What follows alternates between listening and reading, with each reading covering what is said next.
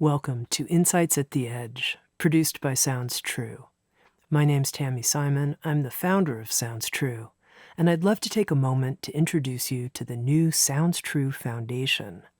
The Sounds True Foundation is dedicated to creating a wiser and kinder world by making transformational education widely available.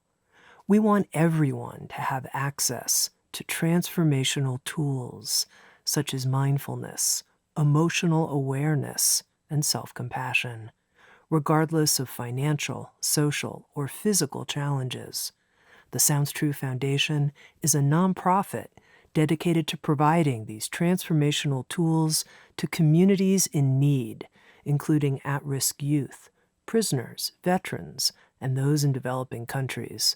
If you'd like to learn more or feel inspired to become a supporter, please visit SoundsTrueFoundation.org. You're listening to Insights at the Edge. Today my guest is Gaur Gopal Das. Gaur Gopal Das is a former Hewlett-Packard engineer who joined the International Society for Krishna Consciousness as a monk in 1996 in India. Since then, he's become a popular speaker and motivational coach, both on YouTube and giving public presentations all over the world. With Sounds True, Gaur Gopal Das has written a new book called The Way of the Monk: How to Find Purpose, Balance, and Lasting Happiness. In this conversation, Gaur is at the monastery in Mumbai, India, and I'm, of course, recording from my home in Boulder, Colorado. And what impressed me so much about Gaur Gopal Das is his thorough contemporariness as a person. Even though he's a monk living in a monastery in India, he speaks so helpfully and intelligently about working with social media in an intelligent way, about how to manage our stress and deepen our faith as a fully modern person. Here's my conversation with Gaur Gopal Das. To begin with, Gaur, can you tell us how and why you became a monk?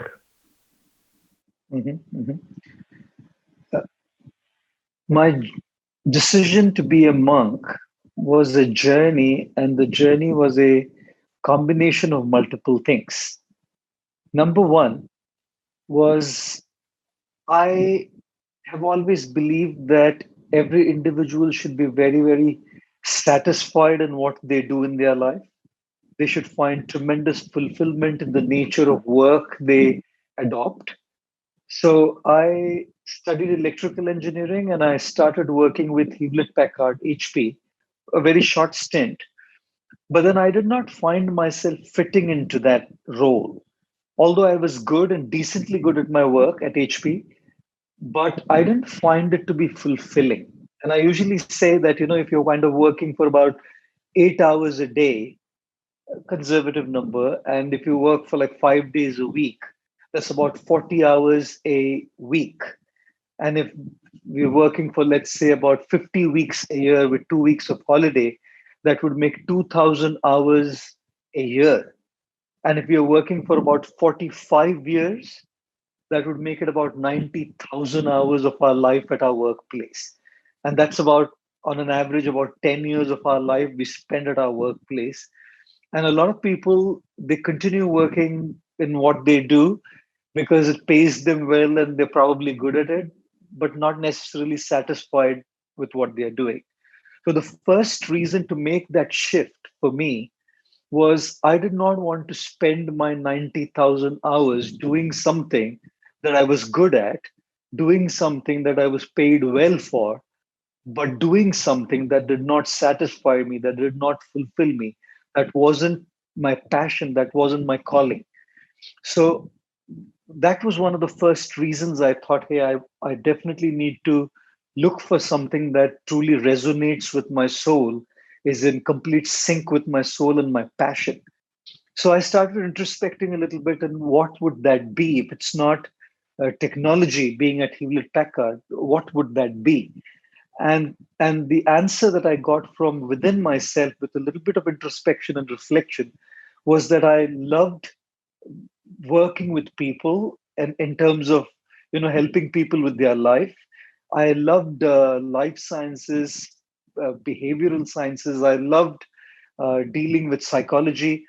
And when I found that this is what I truly like and this is what would truly make me feel satisfied and make me feel myself, that is when I started exploring what path would I choose. So out of the many different paths, I thought there's a lot of people who are studying these different subjects from the modern perspective by going to universities and taking courses in these sciences. I thought, what if I could get into ancient wisdom, ancient wisdom from the East. I live in India, so what if I could tap into the ancient wisdom of the monks, the sages, the epics that were written in this country here. So that is when then I decided, hey, okay, I must make my path now in terms of following my passion and my journey by connecting to the life of a monk and living in a monastery, trying to study under masters, teachers, gurus, spiritual leaders, and understanding from them different dimensions of life. And then, of course, I also had a little bit of a spiritual calling from within me as I grew up. And I think put it all together, like wanting to be satisfied with what I do in my life, and then trying to study it in a monastery under masters, gurus, and spiritual leaders. Also trying to pursue my spiritual calling, and then putting it all together, trying to see how I can share it with people and trying to impact their lives and make a positive difference in their life. But that's really how the journey kind of came about. Tell me about that spiritual calling, because I think plenty of people are not satisfied with the career they're in. That's pretty common. Yes. But to have that kind of spiritual calling, I think, is not as common. So what does that feel like inside you, and how would you describe it? Yes. I think when I'm talking about a spiritual calling, personally for myself, I was looking at finding answers to questions which were probably larger than life, probably more than what universities could answer. Like I had questions like, what happens to an individual when one dies? I had questions like, where did we originally come from? Where did we belong?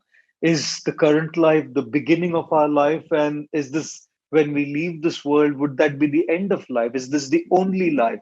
Are there more lives? Are there more universes? How are we connected in the macrocosm? How are we connected in the microcosm? And how all of these answers could truly transform our life and make us live a life of deep joy, fulfillment, and purpose, and find that meaning in all of these different realities that are existing around us. So I think that's how my journey began in trying to find answers to these questions,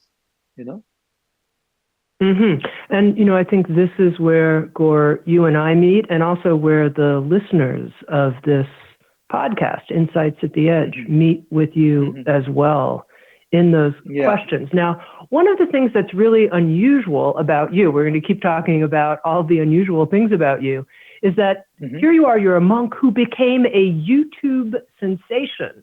You have something like, you're approaching 3 million subscribers to your YouTube channel, and you're known as one of the most famous monks in the world. How did you go from being, just someone who decided they wanted to serve through living in a monastery and helping people, interacting with people, to becoming a YouTube sensation?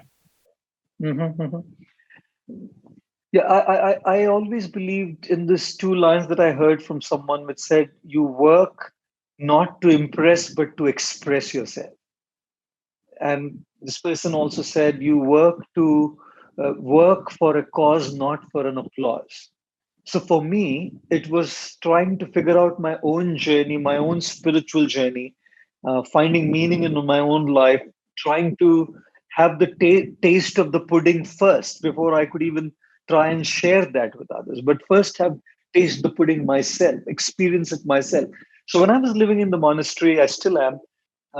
In my journey within the monastery, I was really trying to practice meditation, practice study of the scriptures, practice learning under my teachers, practice being with all my comrades and friends in the monastery, in the ashram, and living a very spiritual life. Now, while I was doing that, a voice within me was also telling me that I want to share it with others. Because when you experience something very deep, something very profound, something that transforms your life, you also want to see if you could share it with others so their lives feel transformed and positive as well. Like if I watch a good movie, or if you watch a good movie, you want to tell a couple of your friends, hey, look, this movie is really nice, why don't you check it out? Or you go to a restaurant and you find something really delicious there, you say, why don't you check this restaurant out? So we want to usually share our best experiences with people whom we love. So, having experienced the upliftment that I felt from practicing my spiritual path, I started sharing it with a couple of people in the city, which is in Mumbai, with a couple of university students. And then a few of my talks were recorded by these groups, and they put it up on YouTube. And I didn't even have the slightest of idea. And I usually use a lot of humor in my talk. So somebody took a joke out of context and circulated that joke on WhatsApp. And that joke went viral. That particular video clip went viral. But then people started taking jokes out of context from the talks that were uploaded on YouTube by some other groups. And then I was wondering if that's my image. It's I had used humor to make a very deep and a very profound point that would inspire my audience to take life more seriously. And that's really what the purpose of humor was. But then people started taking these clips out of context, and it kind of seemed that I'm just cracking some jokes, although I'm a monk. So then I had a friend of mine who was a social media consultant. I spoke to him and I said, this is what's happening. He said, because you're not putting any content out there consciously from your side. So he said, why don't you start a channel on YouTube and start a Facebook page, an Instagram account, and start consciously posting stuff out? So that's when people will know that here's a place where anything that anybody wants to know what Gaur Gopal Das wants to say, they know here's the place to go. So about 3 years back, I would say we started this journey, consciously started these, the channel, the Facebook page, the Instagram account, and all other social media handles. And yeah, that's where it started from. So it was basically wanting to share my experience to groups of students. And then somebody posted it on YouTube, and that's how the journey began. And now we took it up more consciously and started working on it. And that's the journey. Yeah. Now, Gaur, you said something interesting. You said that when you joined the monastery, the first thing was to taste the pudding. An interesting phrase, to have your own experience before you start telling other people about it. Tell me what the pudding tastes like. Yes. So when I talk about that pudding, it's kind of an outside-in experience. Spirituality is primarily, I feel, an inside-out experience that you truly feel it inside, and then you kind of, it reflects in everything else outside in your life. But I feel that journey begins outside in. So when I joined the monastery, I came in here, there were things like a very disciplined life, waking up at certain times in the morning, going to bed at certain times in the evening, eating at certain times, eating certain kinds of food, sitting in certain postures when I meditate, praying in certain ways, reading in certain ways, talking with a certain sense of sobriety.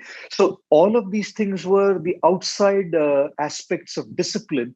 And the first taste of the pudding was just in following these things externally. I came from a family where I was kind of a pampered boy. Everything that I asked for was given to me. I never ate anything at home, which like I whatever I requested was made, and if they didn't make it, I wouldn't eat it. So I was kind of a very pampered boy, and here I come into the monastery and I see, hey, there's a lot of discipline here. Right, I need to eat what is given to me. I can't demand now. It's a monastic order, so there's a community kitchen, and the same kind of meals are cooked for everybody. So I didn't have a choice in there.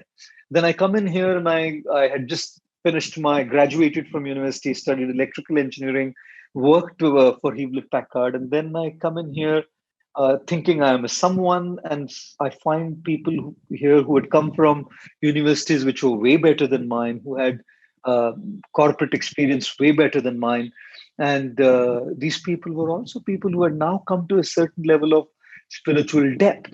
So one was I tasted this kind of dependence externally as I came into the monastery, dependence on things, whereas I could just get whatever I wanted at home. And then I could I had to kind of humble myself. Um, like sometimes I say, humiliation often comes before humility. So it wasn't kind of humiliation, but when I came in here, I came in with something in my head that I'm a someone, and suddenly I'm surrounded by people who are not only professionally more qualified than me, but also spiritually very evolved. So yes, I sensed a lot of dependence. I sensed a lot of humility. That was the first taste of the pudding. And then as I started practicing my spiritual path, my mantra meditation, my chanting, as I started practicing study of these books and these literatures, as I started listening to my teachers, my gurus, and applying the practices of meditation and the virtues that are needed to meditate uh, properly, that is when I started finding a positive transformation even internally. So it began outside and started reflecting within. The taste of the pudding internally, as I practiced all of these things, were I could instantly sense a very strong feeling of calm. Earlier, I would get disturbed with little things, and when I started practicing these spiritual practices, adopting these spiritual practices, I could instantly feel a sense of calm. I started feeling that I'm able to take charge of my life. Usually, and often it happens to be that our mind takes charge of our life, but I started feeling that I'm slowly trying to now take charge of my mind and direct my mind to where I want it to be. And I felt that is one of the greatest power, to be able to direct our mind and focus our mind to where we want it to be, rather than the mind directing us and taking us to a million places where the mind wants to go. So that was one of the taste of the internal tastes of the pudding, that I could feel a sense of calm and a feel of being in charge of the mind, taking charge of the mind, and also a very deep sense of satisfaction, and a very deep sense of I would say joy, uh, which was coming from connecting to my own self and connecting to powers beyond me. So these were my experiences, beginning externally with feeling dependent on facilities in the monastery, feeling humbled in the presence of evolved people around me, and feeling a very strong sense of discipline here in the monastery, and then going much deeper into feeling peace, feeling satisfaction, and also feeling that kind of taking charge of your mind and directing your mind to where you want it to be. Now, Gaur, in preparing for this conversation, I watched several of your video teachings. And what I found in your presence was an incredible positivity. I think that would be the word I would use. I felt I was injected with this uplifting, positive energy. And as you're talking about taking charge of your mind, the question that occurs to me is, what do you do when you feel negative, when you don't like what's happening? Perhaps you're perceiving something in the outside world that is unjust, and you have a lot of negativity about that or other things. Yeah. What do you do with that when you feel it? Yeah. I think one of the greatest assets that each one of us possesses is the power to choose. I truly do not think that there is any greater power that any human being can have than the ability to choose how he or she feels. Uh, there's a natural tendency to be consumed by negativity. There's a natural tendency to be overwhelmed with the negative surroundings, the negative situations, the negative happenings in our life. It's just natural. Uh, that's kind of our conditioned state. We've got so conditioned to getting consumed by negativity that sometimes we feel that we have lost the power to choose being positive. Like when I was in New York last year, I went to see this Broadway show, and at the Minskoff Theater, I saw The Lion King. And one of my favorite scenes from The Lion King is when Rafiki, the mystic healer, takes Simba to this reservoir of water to have Simba meet his deceased father. And the spirit of his father talks to him. And the spirit of his father, I believe his name is Mufasa, tells his son Simba, "You are Simba. Remember who you are. Remember the power that you're invested with. There is a Scar who's taken over the rule of the kingdom. And as powerful as Scar is, you have the inherent and the innate ability and the power to fight Scar." And Rafiki is that gentleman who's kind of the person who brings Simba to meet Mufasa, who reveals to Simba the power that he has. So I feel when I saw that Broadway show, it kind of I had goosebumps because each one of us has a Simba within us. Each one of us has tremendous ability and power within us to be able to choose what is right, to be able to choose positivity. But negativity seems to be like Scar, this lion who's taken over, and for such a long time. And sometimes we, like Simba, in the company of, I believe what the name is, Pumbaa and Timon, I think, you know, kind of forget that, hey, I have that power to be able to choose being positive. So I think it is very, very crucial to understand that we are more powerful than the situations that we go through. We are more powerful than the negative emotions that overwhelm us. We are more powerful than the challenges that confront us on a day to day basis in our lives. So we have that ability to choose positivity. What happens is when we don't spend time on ourselves, when we don't spend time connecting to ourselves, when we don't spend time disconnecting from the digital world, disconnecting from the social world around us, then we lose that ability to choose being positive. I think negativity is automatic. Being positive is a choice that we have to make. Hatred is automatic. Loving someone is a choice that we have to make. Anger is automatic. Keeping our mouth shut and being peaceful and being kind is a choice that all of us have to make. Misery is automatic. But happiness is a choice that we all have to make. So, in the book, The Way of the Monk, I tell the story about how my spiritual teacher, Radhanath Swami, uh, told me this interesting thing that I'd gone to talk to him about something and I complained to him about a lot of negative issues that were going on in the monastery. And I was so absolutely negative. I'm in the monastery.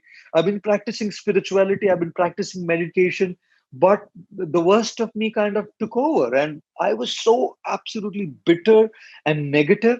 I entered into his room and he was calm, peaceful, sitting in this upright posture. And I started telling him about all the issues in the monastery. And I went on for like 45 minutes, ranting and raving about all of these issues that were going on, and not a single positive thing. And then after I was done for 45 minutes, I'd spoken, he asked me, "So are you done?" I said, "Yeah." He said, "Can I say something?" And then for the next 45 minutes, he went on to describe all the positive things that were happening in the monastery, and they were real as well. And then he said to me, "I'm not at all saying that the issues that you mentioned to me right now are not real. They are issues. They're definitely there. And we should definitely deal with them. But we shouldn't be consumed by them. We should deal with our negative issues. We shouldn't be consumed by the negative issues. We should rather be consumed by the positive things that are happening in our life." And he said to me, and that's a choice that we all will have to constantly make. So I feel being positive is a choice. And in order to start making that choice, the few steps that we need to adopt in our lives is number one, we have to start consciously bringing our attention to the positives. And gratitude is one of those ways to do it. So, writing a gratitude journal, or slowly then moving from the journal to just practicing gratitude just consciously within ourselves. Right? So, that brings our attention to the positive things. I think another way to do it is to regularly just be disconnected from the social world, the digital world on a regular basis. We practice that and we connect to our own self. So when we connect to our own self, we're actually connecting to the Simba within us. We are powerful. And when we connect to ourselves, that spiritual connection empowers us to make that choice.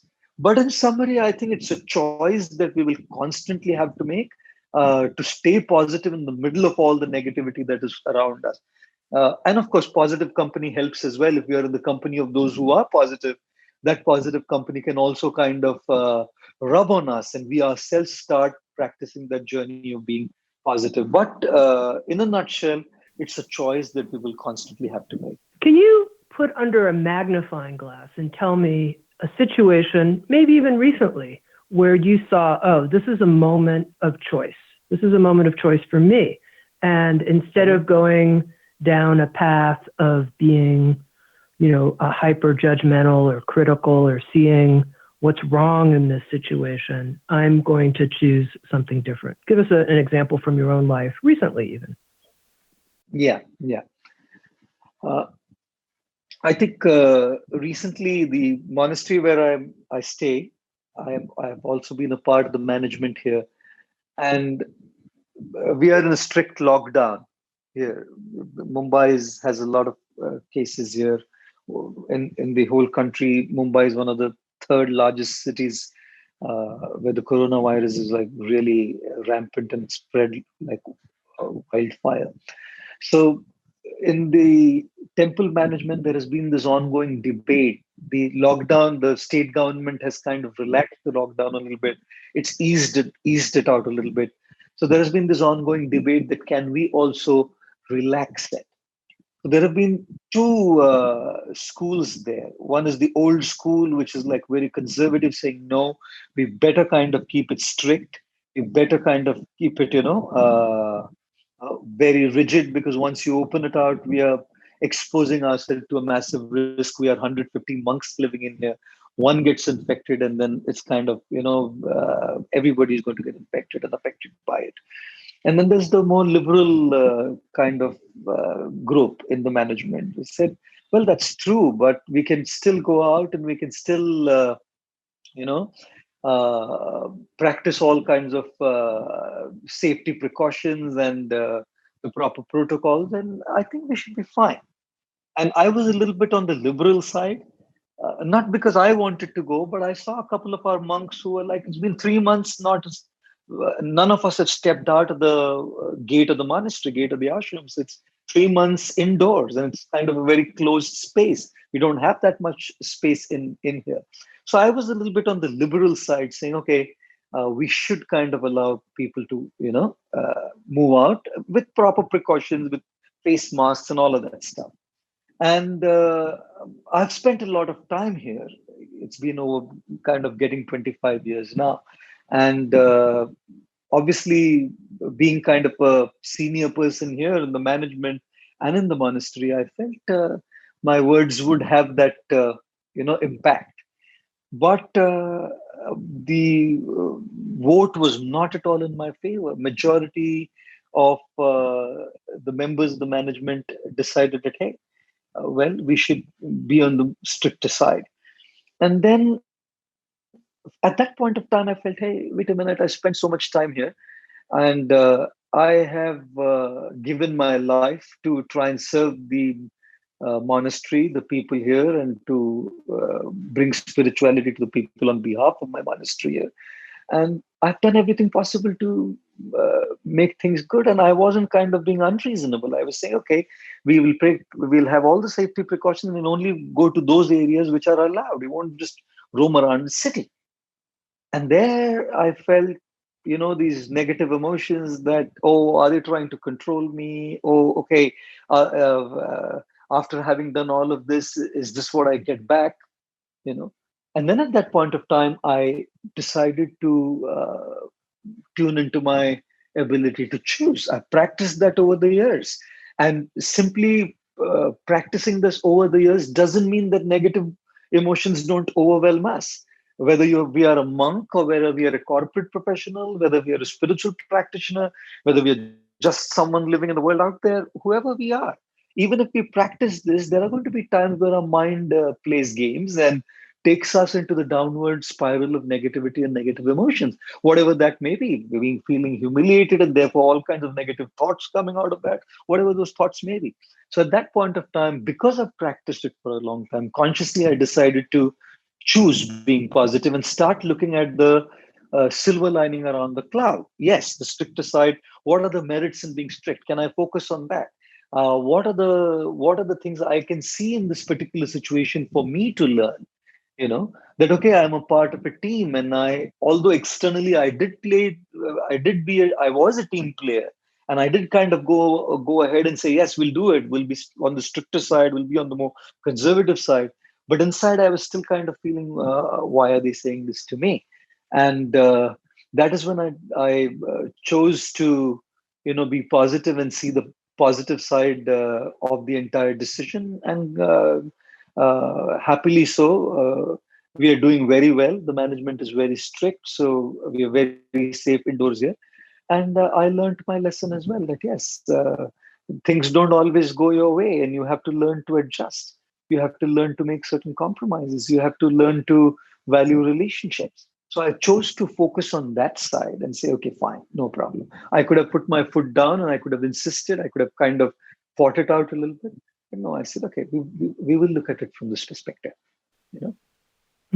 Well, it's a great story, Gaur, and it makes it totally real for me and for, I think, our listeners as well. The question I have is, when you make that choice, how do you not take the resentment you feel, or whatever you want to call it, the bitterness, whatever that might be, and bury it somehow in your unconscious? So on the surface, you've chosen to kind of go along with the group, but underneath it, actually, you're kind of bearing a grudge of some kind. How do you not do that? Yes. I think a couple of things there. Number one is using our rational thinking and reasoning. Like in the particular case that I spoke about, I used my ability to reason to see that, okay, I was proposing a certain line of thought, a certain way, and they were proposing a certain way. And then I reasoned it out, saw all the merits, saw all what they had to say. So it's not about whether they are right or I am right. It's about what is right. Very often we get so caught up between who is right that we forget what is right. So I kind of reasoned it out in my mind that rather than saying who is right, let me focus on what is right. And with a little bit of deeper thought given to this particular subject, I realized that they had a lot of positive things that were saying. Not that I didn't have a few. My proposal had a couple of merits as well. There's pros and cons to both. But what they were saying had a lot of pros. It was in the interest of our community. And if we would have kind of, given way, and one person would have gone out, you know how it is. Once we get that leeway, people kind of take liberties, people drop their guards, and it's so easy to then get affected by what's going on in the world around us. So step number one was definitely reasoning. So one way to deal with the resentment in our heart, inside our minds, that we bury the resentment that we bury in our minds, in our hearts, because of what we had to go through, is to reason it out. And if we can find good reasons, brilliant. Like I did find good reasons. I went along with whatever everybody else decided and chose, and then I kind of reasoned it out, and I did find great reasons, which is why I said, okay, no, there's nothing to hold in my mind and my heart, because it's for the benefit of our entire community. So it's not about who is right, but what is right. And when I'm asking what is right, this is right. So that's one way to look at it. But then there's also situations where uh, when I try to reason it out, I don't really find points which kind of are convincing to me. You know, in this case, I did find things which were convincing, so it was easy to get over the resentment in my heart. But when I don't find those reasons, when I don't find those pointers, then what do I do? How do I deal with that resentment? So I usually recommend speaking your heart out to someone who's close to you, someone who's a friend, someone who's trustworthy, and really opening your heart out, because we have to sometimes just go by the decision that everybody's made. Right? But I'm harboring those negative feelings, and because I'm harboring those negative feelings, I'm tremendously punishing my own self. My mental space is occupied by so much negativity and so much trash. That same space could have been utilized for something more constructive, for something more meaningful, but my mental space is now occupied by this resentment, these grudges, right? So I feel it's a great idea to even express ourselves to somebody, to speak our heart out. That helps us release that negative energy. You know, we cannot destroy energy, but we can release that energy. We can vent out that energy. I also recommend oftentimes journal writing. When we just write our feelings out, and not sometimes I even say not to really type it on a phone or on laptop in a file, but to actually write with a pen on a piece of paper, because it's like feeling the transfer of that energy, and pour out the feelings of our heart, uncensored, unedited, just the way they are. Whatever I feel, I'm just kind of letting it all out.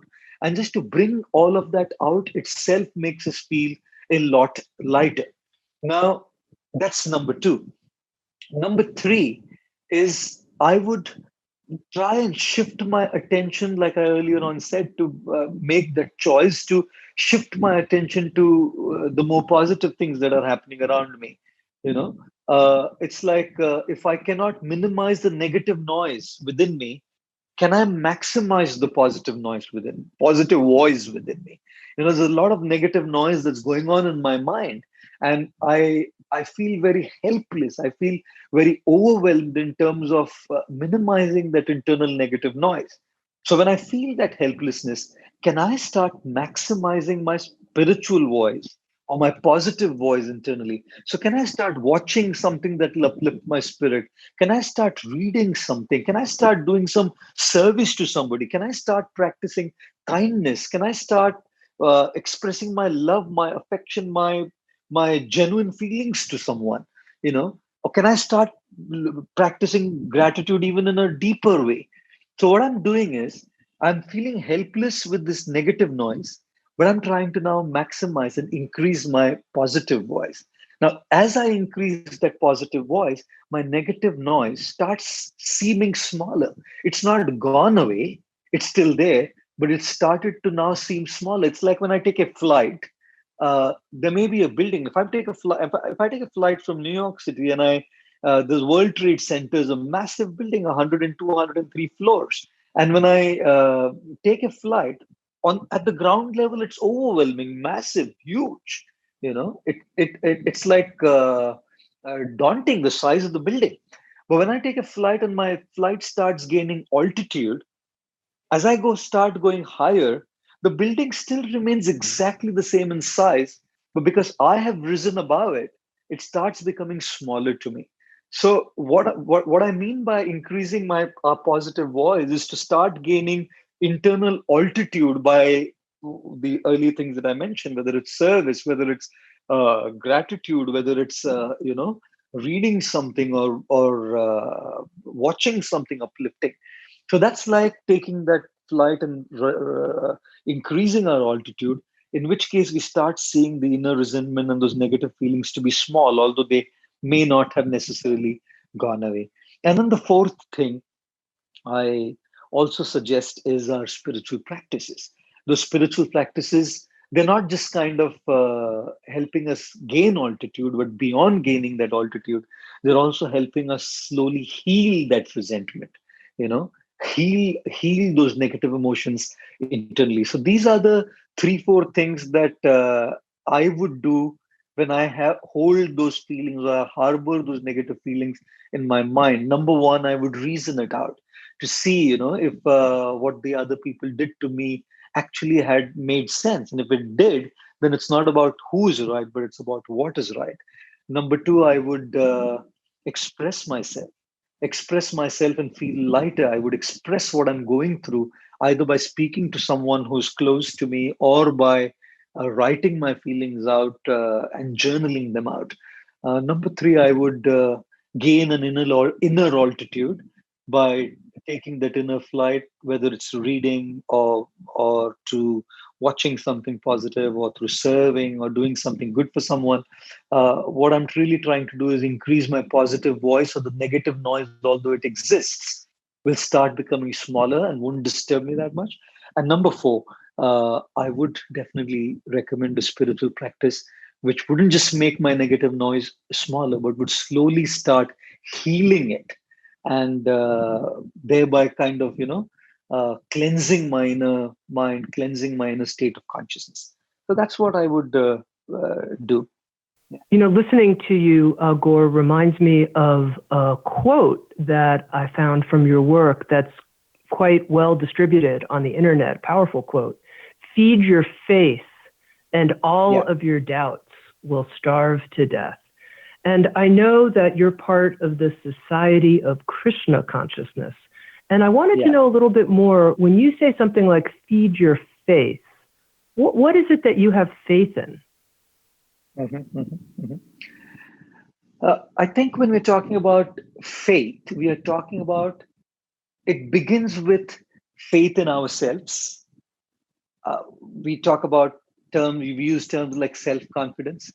So the first thing we're talking about is faith in our own selves.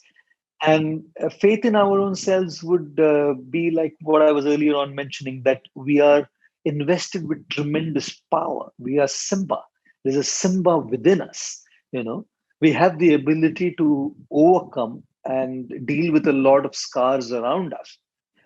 We are extremely powerful. So that's kind of having faith in our own self. So when we say have faith in yourself and your fears or your doubts will starve to death, we have to begin with having faith in our own selves. We have to start with having faith in our own abilities, in our own capacity to handle the challenges and the problems that are around us. So that's the first aspect of faith. Moving on from faith in our own selves is we now start having and investing faith in people. We know that okay, I can deal with these things based on my own self. I can handle a lot of these things based on my own ability to deal with these things. But then we all are human beings, and we feel overwhelmed, we feel helpless, we feel affected by what's going on around us.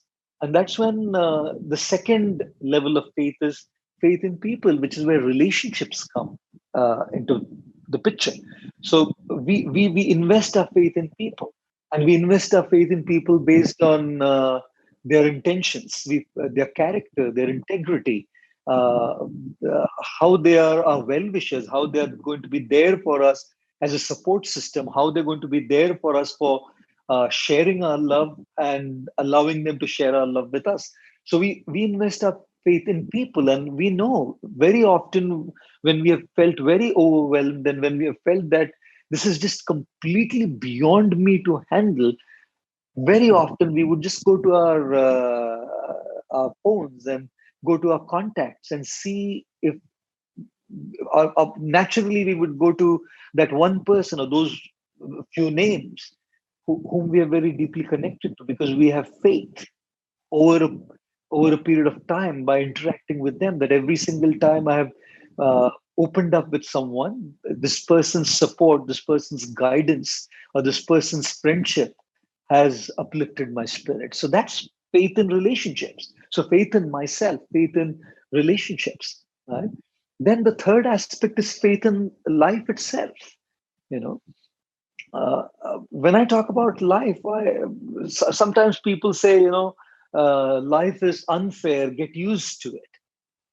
And yet there are others who say life is unfair, start negotiating with it. And there's a million quotes out there. People have spoken so much about life. But as we live our own lives and get our own experience, get our own realizations, get our own wisdom, get our own maturity, we start gaining faith in the journey of life. Like Steve Jobs said, connect the dots backwards. When he gave that Stanford speech, when he was chucked out of Apple Incorporation for the number of years, whatever number of years he was away, rather than taking it as a negative thing, he chose to be positive. But even at that point of time, he couldn't see where it is all going. He didn't know where it is all going. And it is at that point of time that he started Pixar, he started Next Animation, he got married to the love of his life, started a family, and all of that happened at that point of time. And then at the Stanford commencement speech, he said this, that at that point I didn't know what was happening, because you can't see things forward. I can see things in the moment, but I can't see things forward. But looking at things in retrospect, I can see things backwards and connect the dots backwards. That gives me my experience. That gives me my realization. That gives me my wisdom. That gives me my maturity. And I start putting faith in the journey, in the path of life, that yes, there is a silver lining around the cloud. Let me do things right. Let me put my act together. Let me give my 200% to what I'm doing. And even if things are not going my way at the moment, I've had experience in the past that things have unfolded in beautiful ways later. So currently, I can't see it. But maybe in the future, when I look at it in retrospect, I may be able to see that this was so beautiful. It's because of this that I'm who I am today. So that's faith in life, you know. And then the fourth aspect is for those who believe, believers. Then there is faith in higher powers. Some call it the universe, some call it God, some call it a force, some call it an energy, whatever you call it. So people who go to that level of belief that there is a power beyond me and above me, then also put their faith in those powers and connect to those powers and feel that kind of reliance upon those powers to help them find meaning, help them find satisfaction, and help them find a lot of support in times of difficulty. So when I talk about feed Mhm. your faith and your doubts will starve to death, these are the four things that I mean. Number one, it's faith in my own self, because I have been invested with that power to deal with what I'm going. Number two is faith in people, in my relationships. Number three is faith in the path of life itself. And number four is for those who believe. And even if somebody doesn't believe, the first three are always there. You know, the fourth is an add-on for those who are believers in powers beyond and above that.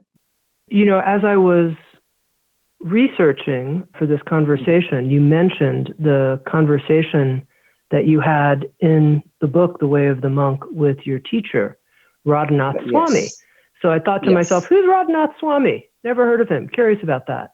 And then I discovered that he's an American, that he was born in Chicago and lived That's in right. Miami for a period of time and then moved to India. And I thought, oh, that's interesting. This person born in India, Gaur Gopal Das, is studying with an American Swami.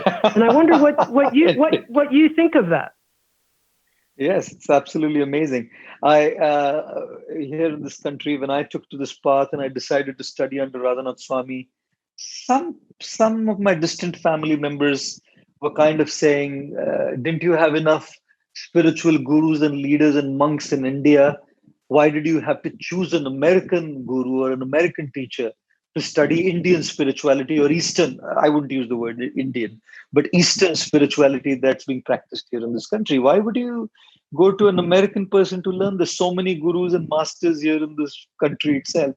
Why would you choose an American guru or a Swami?" So I remember answering that question to some of my distant family members. And I said to them, it's not really about Indian or American. It's not about which part of the world someone is from. It's not about what socioeconomic status one is from. It's about the experience. It's about their genuine wisdom. It's about their spiritual qualities that you connect to an individual. And then I gave them an analogy that, when you go to get treated from a doctor, you don't see what religion that doctor is from. You don't see what nationality that doctor is from.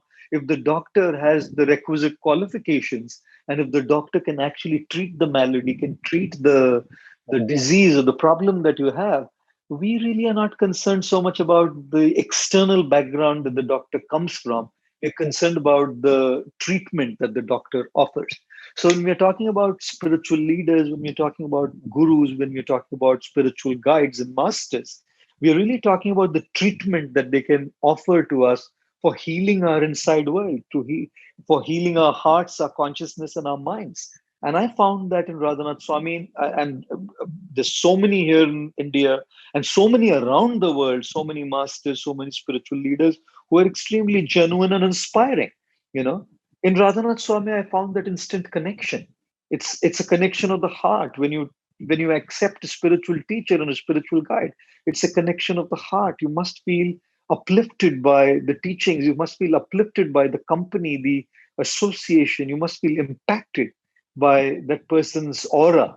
And I found that in Radhanath Swami. And then I told this family members of mine, just like a doctor, I would be concerned more about the treatment and how powerful the treatment is than the background that the person is from. So, yeah, Radhanath Swami has been an incredible guide. In his company, I've found meaning in my life. His book, The Journey Home, is an incredible read. His journey from America to India and his finding the Krishna consciousness path here in India. It's a beautiful read. And the second book he wrote, The Journey Within, is a New York Times bestseller as well. Both books are absolutely brilliant. Absolutely brilliant. Yeah. Before we end, Gaur, just one more thing I want to talk to you about.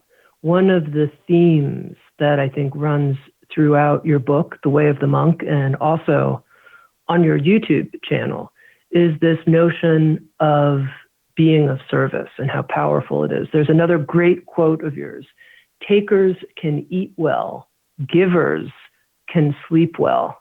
Beautiful, memorable quote. Takers can eat well, givers can sleep well. Talk about this power of service, being of service. Mm-hmm, mm-hmm. Yeah, I don't think there's a substitute to personal experience.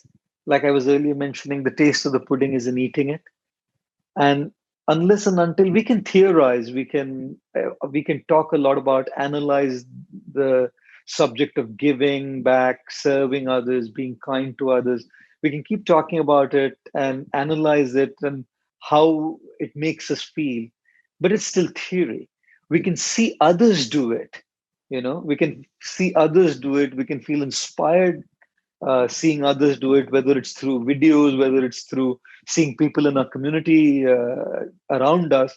We can feel inspired by seeing that, but we still cannot have that experience.